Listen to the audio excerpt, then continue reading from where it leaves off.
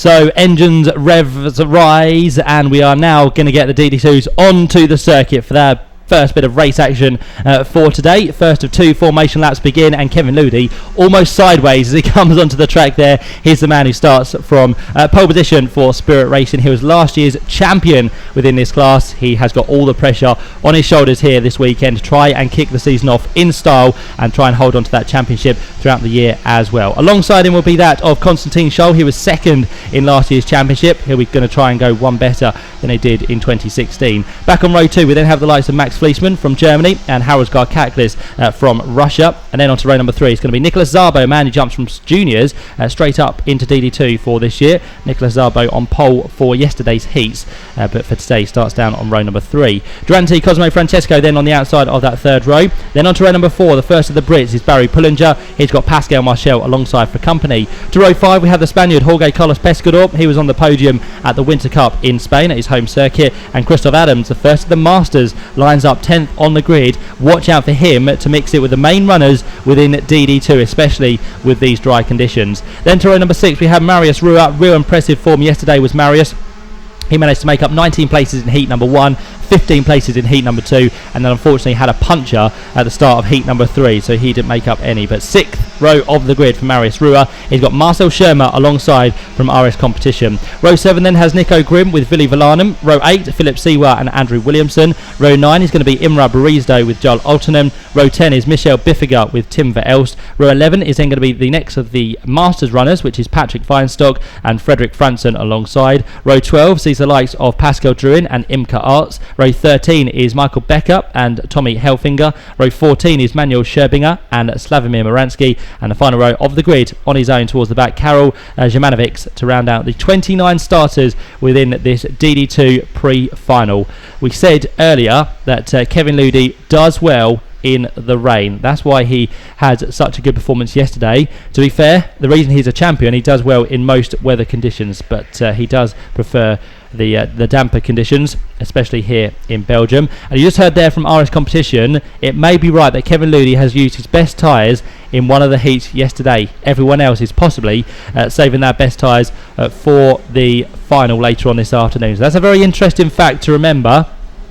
If Kevin Ludi is on used tyres for this race or for the final, he's going to have to do a lot of defending from the front. But let's see how this one turns out. Again, an increased distance for the DD2 competitors. The quickest carts you'll see here this weekend. 14 laps of racing to look forward to. We're about to go racing once again here in the sunshine at the Genk track in Belgium. Let's see how this one plays out as the carts now work their way through the final corner, up through the grid hatchings they're about to go, and DD2 action for the first time today is going to get underway. Kevin Ludi and Constantine Scholl the front row, second row Max Fleisman and Haraldsgaard Kaklis. We are now going to be racing here in Belgium. A fantastic start from Kevin Ludi. He judged that one to perfection. He'll lead nice and easy down through the first corner. Constantine Scholl has lost second because Max Fleisman has jumped through from the second row of the grid, so he now sits second. Scholl is there in third place, and I reckon Haraldsgaard Kaklis has made a good start into fourth position as they work their way through turn 5 for the first time. But line astern, nicely done. All the DD2 competitors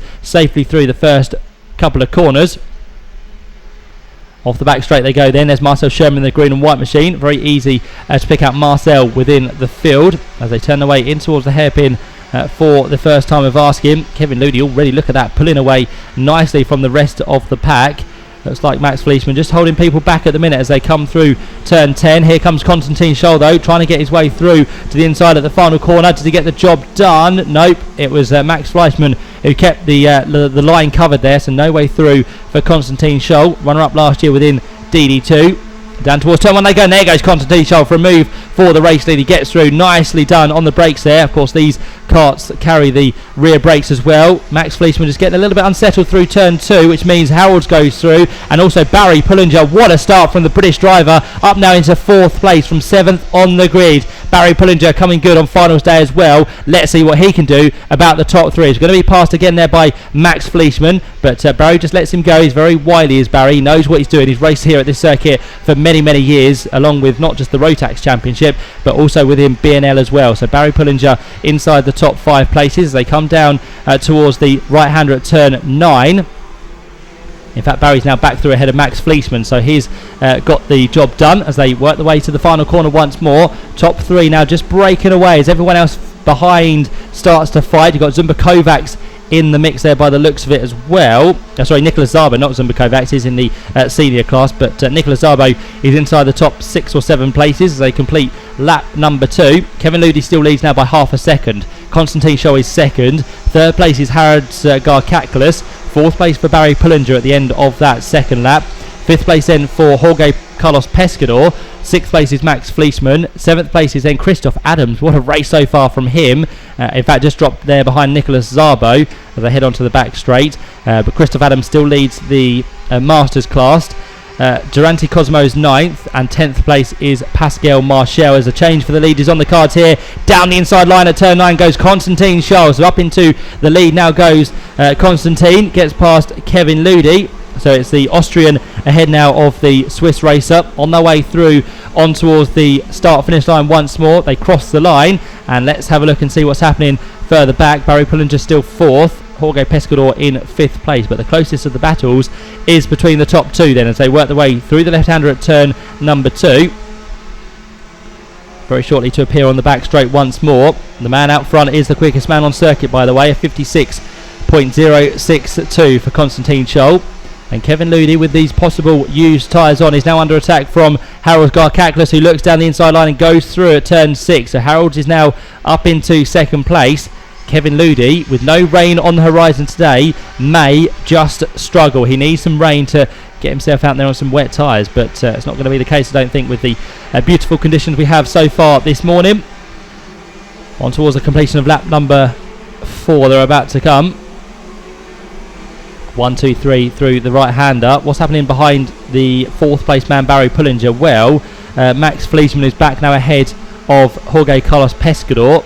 Nicholas Szabo up in 7th, Christoph Adams to 8th, Pascal Marchel is 9th, and Durante Cosmo there in 10th position. So no real change, but very, very close from 5th on backwards as they now all start their 5th lap of the race. Best lap now has gone to Max Fleeceman, the German, so now he's clear of those people from behind. He can set his sights on Barry Pullinger as they work their way off for the back straight once more through the right-hander at turn 6. There's Christoph Adams, the yellow and red machine, down the inside line of Nicholas Szabo. In fact, that was Jorge Carlos Pescador who went through because he's just lost a place to Nicholas Szabo. So up to 7th goes Christoph Adams. Jorge Carlos Pescador now drops down to 8th position. There goes our leader then, Konstantin Scholl, on towards the final corner. Leads Harald Garkaklis by just a couple of tenths of a second as they complete lap number 5 now. Barry Pullinger is starting to be under pressure there from Max Fleeceman as they come through this time. There's the next battle being led by Pascal Marchel. But this is the fight for 4th place. Barry Pullinger ahead of Max Fleeceman. Max is the quickest man on circuit at the minute, although that's just been taken by Konstantin Scholl, 55.842. It might be a good idea here for Barry Pullinger just to let Max Fleeceman to go and then try and follow him round, and those two could possibly then work together to catch up with the 3rd place man Kevin Ludi. Meantime, nose to tail for the race lead here between Scholl and Garkaklis. On through the hairpin at turn 8 they turn, heading now down towards the grandstand once more.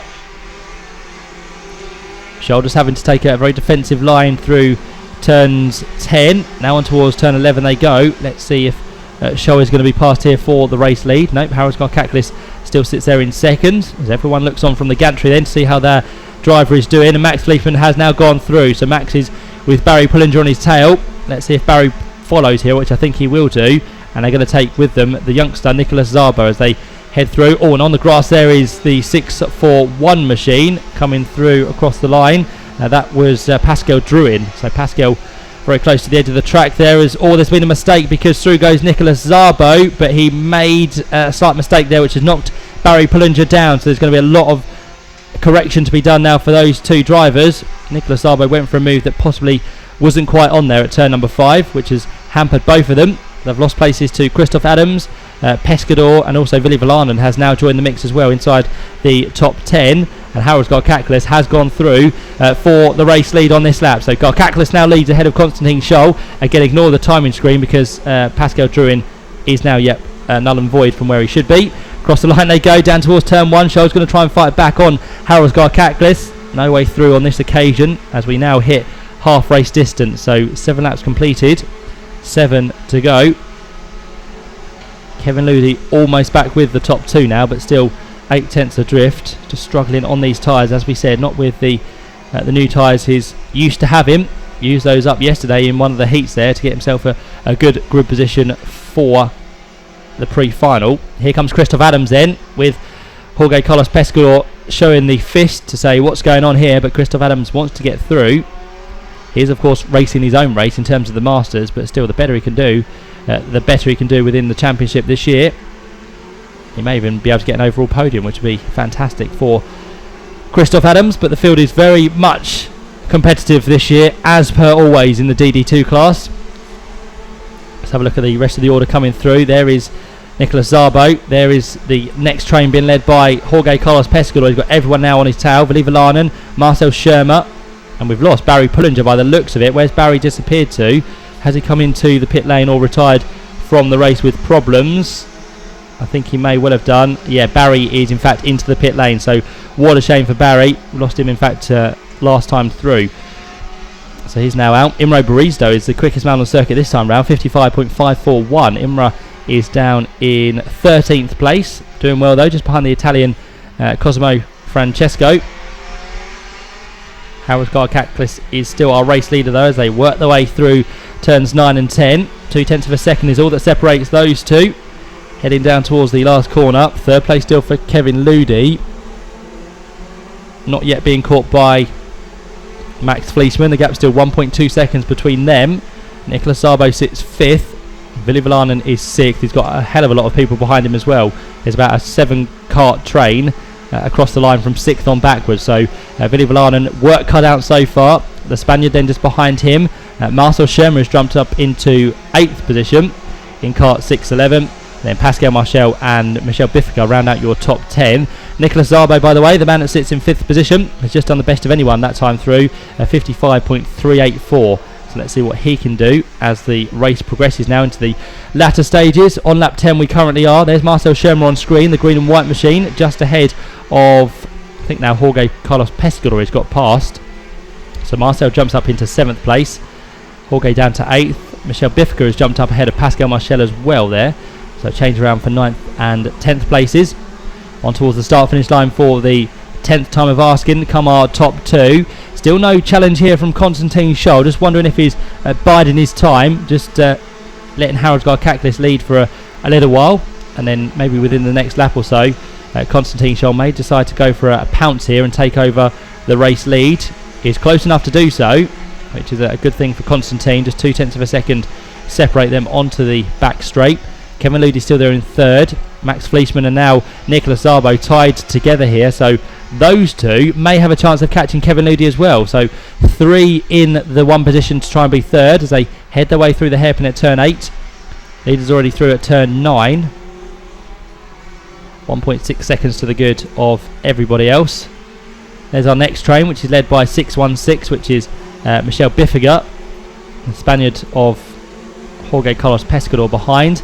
Christoph Adams is in there somewhere. He's dropped down now to 12th place, so he's losing positions, but still he is the leader of our Masters class by a good 6 positions at the minute, because Patrick Weinstock is down in 18th place. So no threat for Christoph Adams. A little bit more of a threat now for Harold Garcaklis, as once more Nicolas Szabo has set the best of anyone on that previous lap of 55.347. So Nicolas getting closer to Max Fleishman. Can he make a move before too much longer? He's looking racy as he works his way through the right-hander at turn 7. Double right-handed corner there. Defensive goes Max Fleishman just behind these two we're looking at, the two leaders. Is that fight for 4th place down towards the right-hander at turn 9. Here they come. Great move there from Nicolas Szabo, but far too quick into the corner. So Max Fleishman holds on to the place then as they turn their way towards the final corner. Nicolas Szabo will have a couple more chances. He'll have to close the gap once more though, because Max Fleishman has just stretched his legs once more as they cross the line to complete lap number 12. Even closer for the leaders though. Harold Garcaklis and Konstantin Scholl, still no change between 2 tenths of a second. That's what it still stands at as they work their way onto the back straight once more.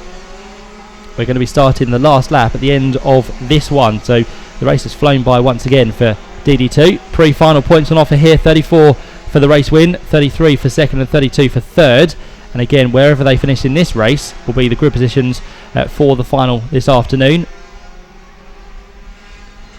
Heading towards turn 9 again comes our race leader, Harold Skarkaklis. This will be a great performance from him after starting 4th on the grid. Has he left himself any good tyres for the final a little bit later on? He'll be hoping he has. He'll be the only man that really knows if he's got that sorted. Looks over the shoulder there to see where Constantine Scholl is as 3rd place man Kevin Ludi comes through. There is 4th place man Max Fleischmann. Nicolas Szabo still 5th then as they go on to the last lap now here in Belgium. 14 laps have almost passed us by. Skarkaklis and Scholl up towards turn number 5. And by the looks of it, Skarkaklis may have just done enough here as he's got about 5 more corners to go. Off towards turn 6 they now head. Scholl maybe have to spring one more surprise though. Don't count him out of the question as of yet. He was last year's runner-up in DD2 and a very consistent season last year for Constantine. 1 year ago at this very circuit, Constantine managed to pick himself up a 20th place in the pre-final, which was a drop score at the end of the season, but came through inside the top 10 in the final. He's much better off today though as they come through. It's going to be Harold Skarkaklis that takes the pre-final win in DD2. He wins again by just 0.2 of a second ahead of Constantine Scholl. A great fight between those two from start to finish pretty much. 3rd place goes to the reigning champion Kevin Ludi. 4th place with Max Fleischmann. 5th place to Nicolas Szabo. A spin there on the line for Asimra Baristo. He didn't even spin across the line unfortunately, so he drops down to 19th place as he takes the checker flag. But yeah, behind Nicolas Szabo in 5th place, and someone else involved there as well, was a man who didn't make it to the checker flag. That was Michel Biffiger. So those two I reckon made contact